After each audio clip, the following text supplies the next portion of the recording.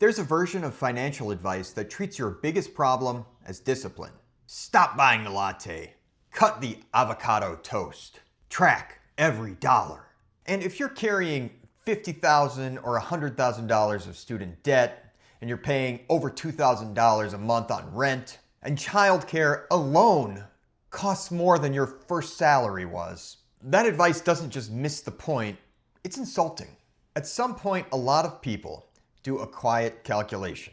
They look at what a house costs, what retirement actually requires, what the math says about their situation. And instead of just giving up, they do something that makes complete psychological sense. They say, F it.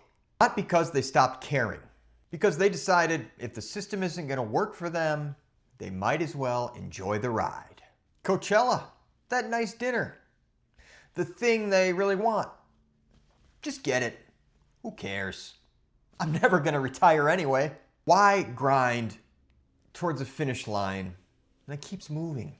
That response has a name. It's called financial nihilism.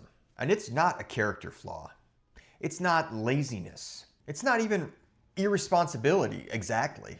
It's actually well documented in behavioral science. When the goal feels genuinely out of reach, motivation doesn't just dip, it collapses. Psychologists call this learned helplessness. The brain stops trying when it stops believing that trying matters. So the nihilism isn't stupidity. It's not. That's your nervous system making a totally rational calculation based on the information it has. But here's the problem with that calculation. This kind of surrender doesn't freeze your situation. It actually makes it slower, smaller, and harder to escape from. Look, let's be real.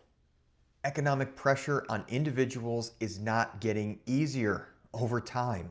Healthcare costs, housing costs, childcare costs, the trend line on those are not your friend.